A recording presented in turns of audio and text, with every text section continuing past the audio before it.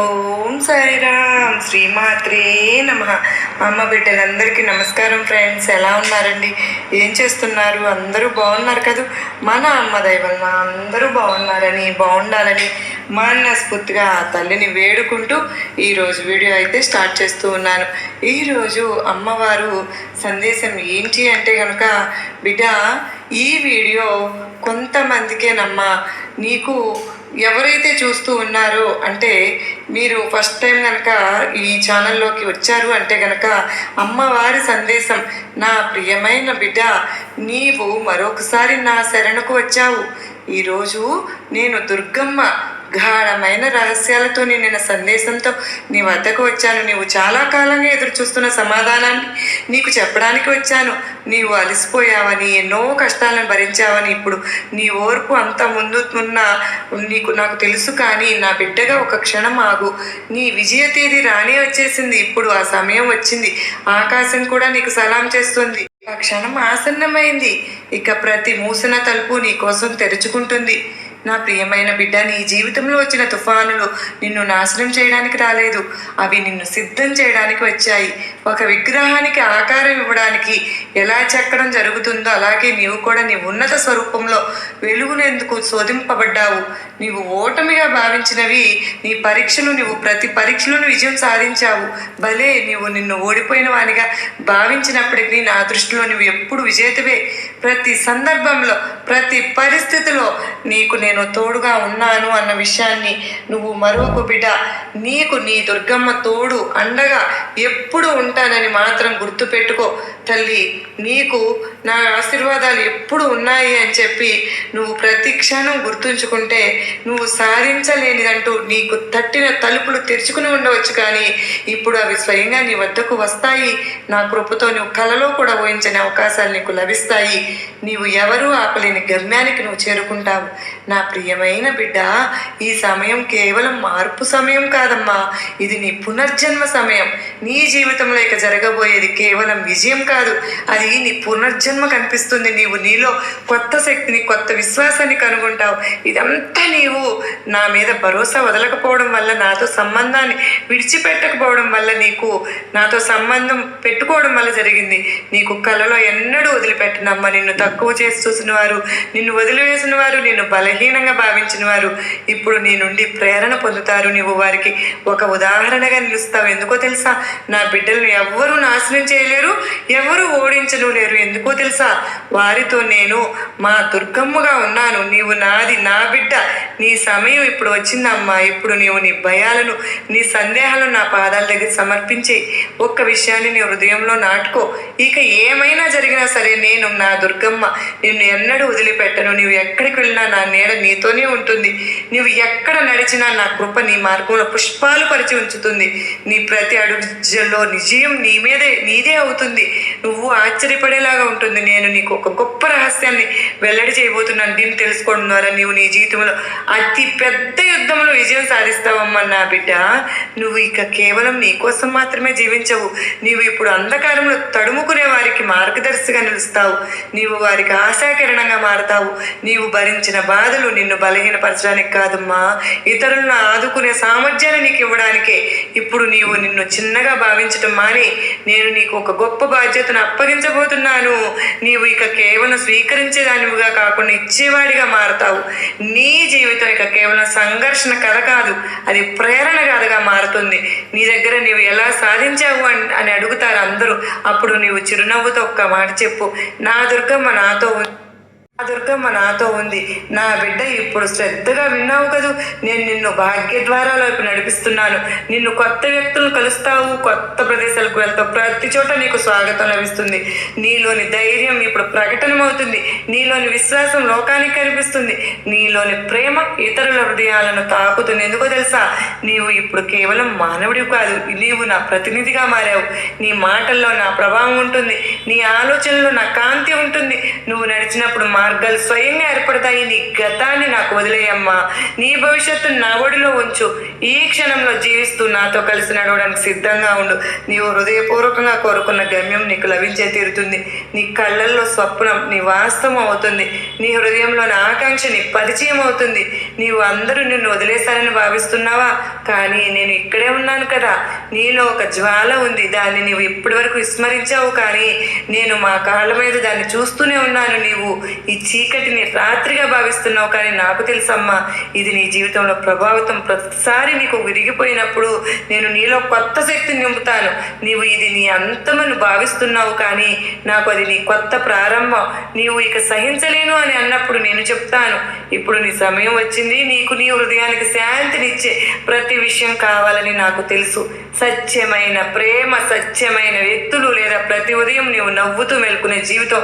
కానీ నీకు తెలుసుకోవాలి, అది అన్ని విత్తనాలు నీవే నాటావు. నీ ప్రతి కన్నీరు, నీ ప్రతి ప్రార్థన, నీ నిశ్శబ్దం, ఇవన్నీ విత్తనాలమ్మా. ఇప్పుడు వాటి ఫలాలు పొందే సమయం వచ్చింది. నీ బాధలు వృధా కాలేదు. నువ్వు రాత్రులు ఏడ్చినప్పుడు నేను నీ కన్నీళ్లతో ఆకాశాన్ని సమృద్ధం చేశాను. నీవు ఒంటరిగా ఉన్నానని భావించినప్పుడు నేను నా ఒడిలో నిన్ను కౌగులించుకున్నాను. నీవు నా దగ్గర ఏదైనా అడిగినప్పుడు, నేను ఆలస్యం చేసినప్పుడు, అది నీకు దానికంటే మంచిది ఇవ్వడానికి సిద్ధం చేస్తున్నాను. కనుకనే నీవు ఇప్పుడు ఎవరిపైనా నమ్మకం లేదు అని అంటావు. నేను చెప్తున్నాను, నీవు ఇప్పుడు నీ మీద నీకు నమ్మకం ఉండేందుకు ప్రపంచం నిన్ను ఎన్నిసార్లు నష్టపరిచినా నీవు ఎగరడానికి సిద్ధపడుతున్నావని అర్థం చేసుకో.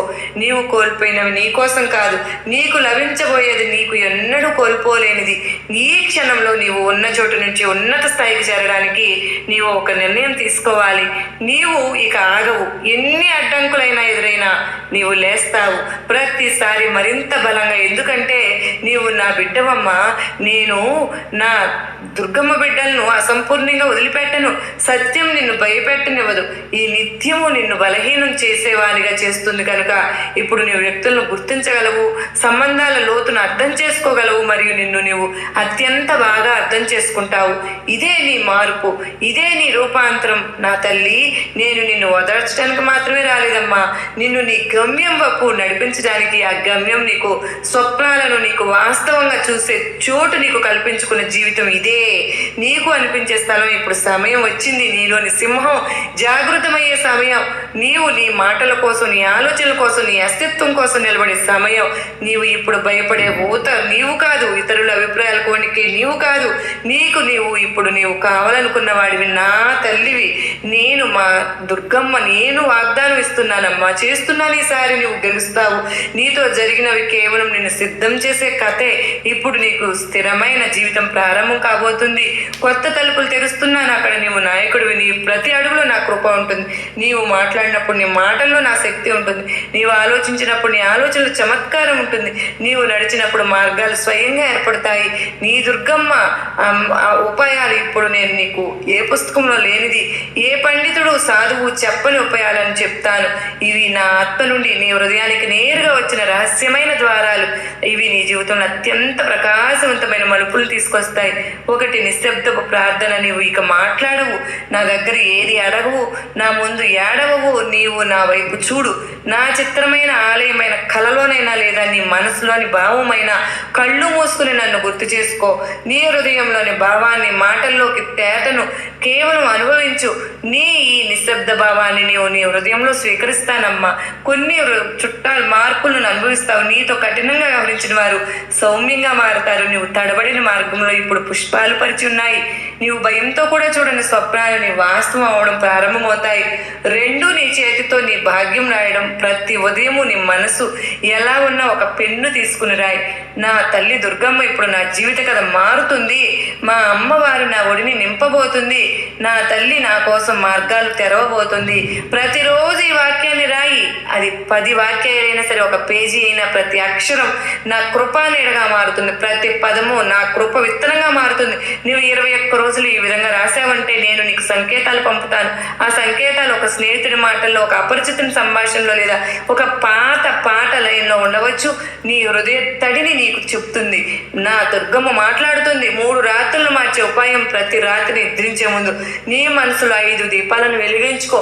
ఈ దీపాలు నీ బయట కాదమ్మా, నీలో వెలుగుతాయి. నీ దగ్గర ఉన్నవారి వాటి కోసం వెళ్ళిపోయినా, కానీ నీకు పాఠం నేర్పిన వాటి కోసం నిన్ను విరగొట్టాలని ప్రయత్నించిన వారి కోసం, కానీ నీవు నిలబడిన వారి కోసం, నీవు నా దగ్గర అడిగిన కోరిక కోసం, నీవు నీ స్వప్నంతో సమానంగా విలువైన వాడివని తెలుసుకోవడానికి నీ కోసం దీపం వెలిగించినప్పుడు నీవు నీ విలువను అర్థం చేసుకుంటావు. 4 మార్గ నిర్ణయం నీకు ఈ మార్గం సరైనదా కాదా అని సందేహం వచ్చినప్పుడు నా చిత్రం ముందు కూర్చుని, నా ఫోటో ముందు కూర్చుని కళ్ళు మూసుకుని చెప్పు, నా తల్లి ఇది నీ మార్గం అయితే నా మనసుకు శాంతి ఇవ్వు, కాకపోతే నా మనసు అశాంతితో ఉండనివ్వు.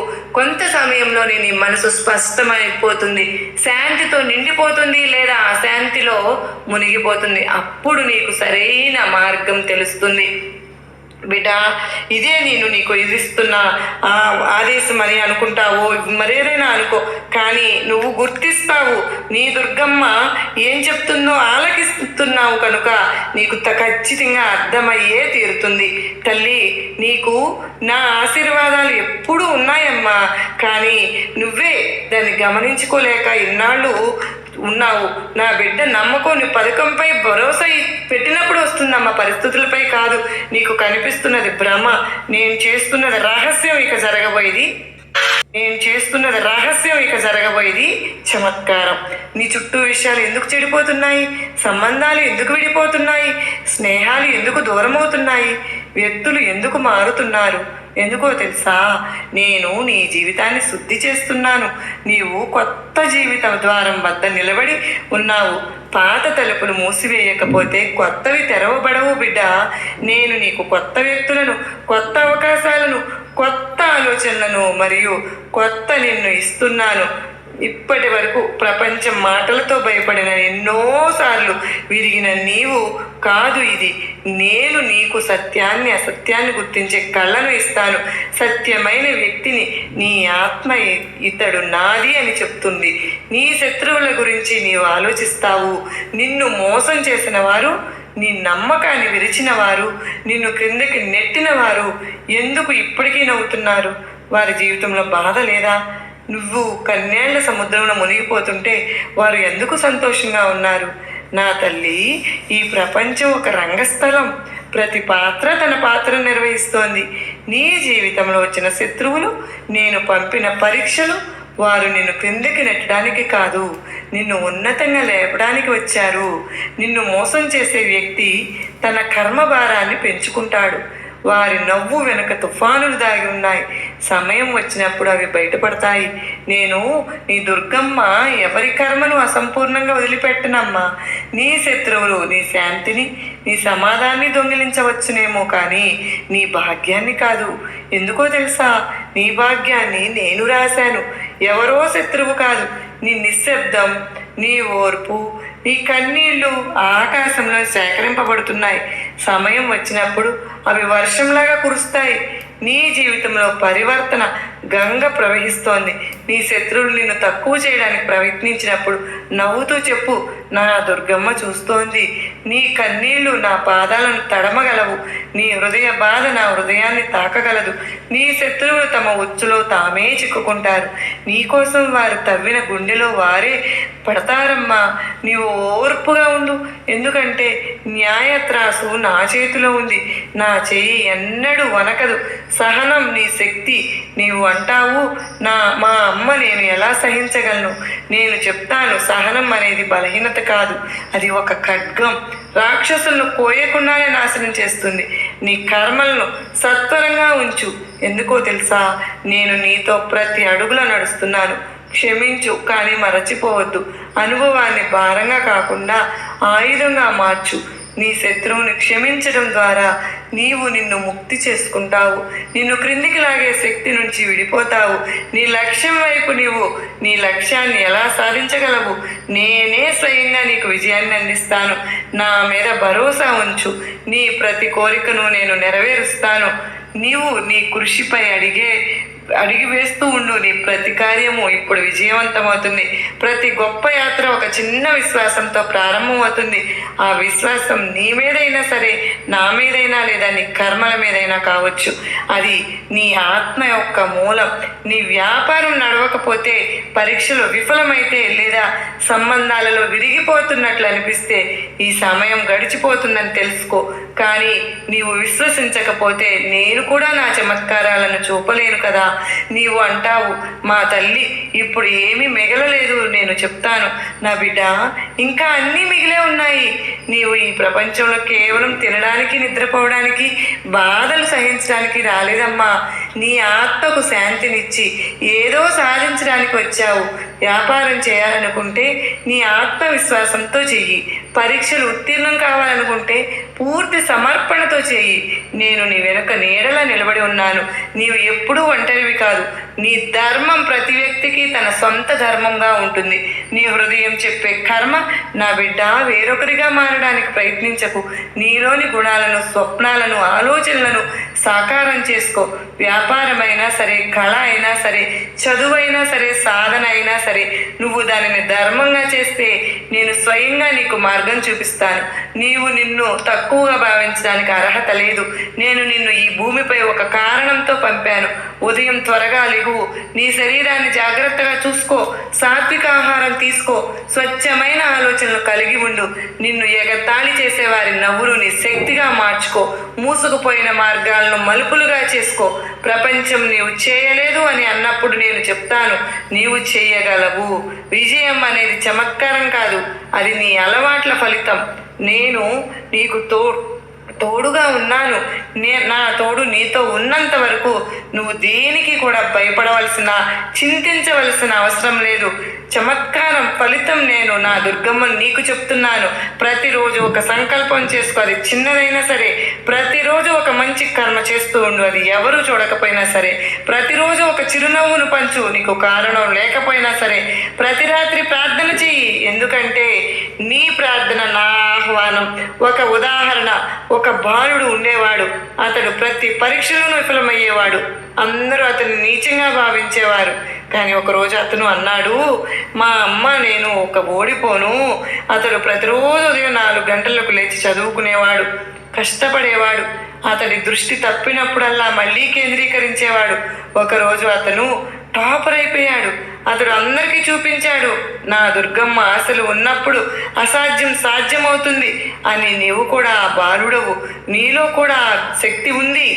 ధనం మరియు సంబంధాలు, ధనం చెడ్డది కాదు. ధనం పట్ల ఆశ చెడ్డది. ధనాన్ని లక్ష్యం కాకుండా సాధనంగా చెయ్యి. నేను నీకు ధనాన్ని ఇస్తాను, వైభవాన్ని ఇస్తాను.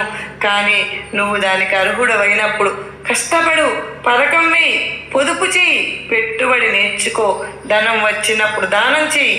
ఎందుకంటే పంచేవాడే అతి పెద్ద ధనవంతుడు. నువ్వు ఒంటరిగా ఉన్నావని భావిస్తే భయపడకు. ఒంటరితనం కూడా నా పథకంలో భాగం. ఎందుకో తెలుసా, అతి పెద్ద యుద్ధం ఒంటరిగానే జరుగుతుంది. నువ్వు గెలిచినప్పుడు ఆ విజయం కేవలం నీదే. కుటుంబంలో గొడవలు, హృదయాలలో దూరాలు ఉంటే నువ్వు సమాధానం కోసం మొదటి అడుగు వేయి. మాట వినని వారిని ప్రేమతో ఒప్పించు. కోపంగా ఉన్న వారిని నిశ్శబ్దంతో స్వీకరించు. సమయం యొక్క అంచనాలో కూడా ఊడిపోని సంబంధాలే సత్యమైనవి. ముగింపు, నా తల్లి, ఈ ప్రపంచం నిన్ను ఎన్నిసార్లు విరిచినా నేను నిన్ను మళ్ళీ జోడిస్తానమ్మా. నువ్వు పడిపో కానీ లేవు. నువ్వు అలసిపోవు కానీ ఆగవద్దు. నువ్వు ఏడ్చినా సరే మళ్ళీ నువ్వు. ఎందుకంటే నేను, నా దుర్గమ్మ, నీకు ఇదే నేర్పడానికి వచ్చాను తల్లి. నిజమైన భక్తుడు అత్యంత చీకట్లో కూడా దీపం వెలిగించగలుగుతాడు. ఇప్పుడు నీవు నీ భాగ్యాన్ని ఆలింగనం చేసుకో. నేను నీ దుర్గమ్మను, నీతో ఉన్నాను. నేను నీతో ఉన్నప్పుడు నిన్ను ఎవ్వరూ ఆపలేరు. నడువు మరియు నీ స్వప్నాలు నిజం చేసుకో. బిడ్డ, నీకు నా ఆశీర్వాదములు ఇస్తున్నాను బిడ్డ అని అమ్మవారు అత్యద్భుతమైన సందేశం అందించారు కదా ఫ్రెండ్స్. సర్వేజన